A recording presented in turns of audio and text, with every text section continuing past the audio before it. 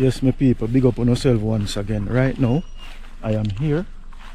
I am at a facility that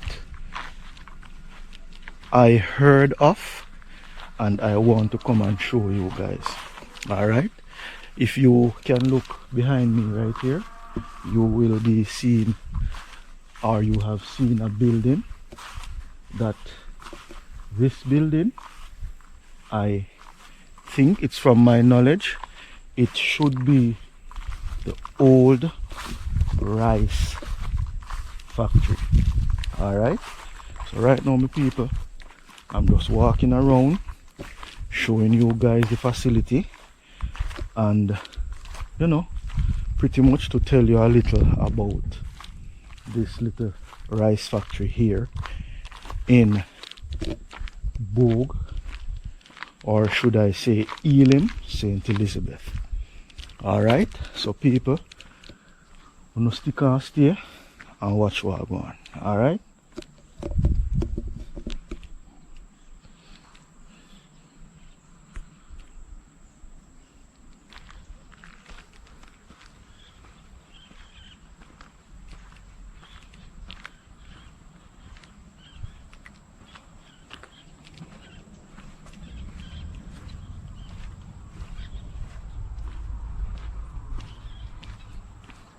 So I am taking you on a walk of the outside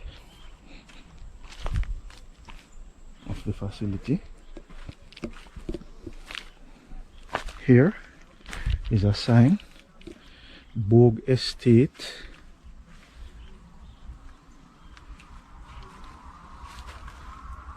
Rice and Cattle Division. Alright, so people can see what I'm going. Alright,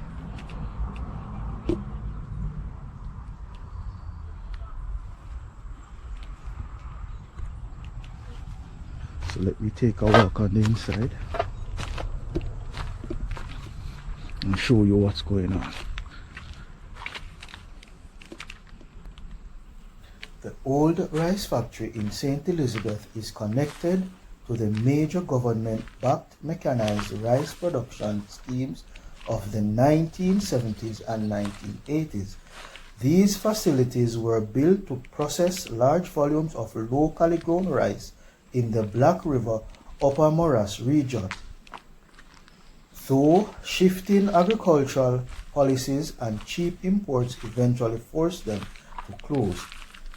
St. Elizabeth has long been known as Jamaica's bread basket, historically producing significant amounts of nation's domestic food. Rice farming saw massive mechanized expansion in the mid-1980s. Around 500 acres of paddy fields were developed in the area, specifically in the wetlands of the Black River Upper Morass and the neighboring communities of Elim. The primary processing mill and factory for the specific area were established in the community of Elim, supported by the Black River Upper Morass Development Company, BRUMDEC. The Bogue district was also heavily tied to the Jamaican industrial and agricultural development during this era, hosting a pimento leaf factory alongside nearby rice cultivation. In the late 1970s and early 1980s, the government of Jamaica launches a massive push towards agricultural self-reliance. The centerpiece of this tragedy in St. Elizabeth was Bromdeck Black River Upper Morass Development Community. The project successfully developed 5,000 acres of paddy fields directly in the wetlands and alluvial plains of the Upper Morass, creating a highly mechanized rice ecosystem. Another 1,000 acres were cultivated by independent farmers in the surrounding communities. By the early 1990s, the removal of the trade protections made it impossible for locally milled rice to compete with highly subsidized cheap imports. The mill was officially abandoned. Today, the site is entirely overtaken by thick vegetation. Through the original concrete floors and skeletal iron structures of the old mill remain standing as a literal jungle ruin.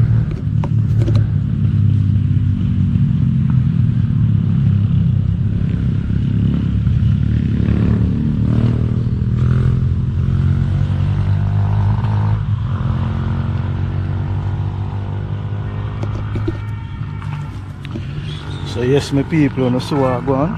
Yeah man, I'm going to try see if I can give you guys an overhead footage of this place.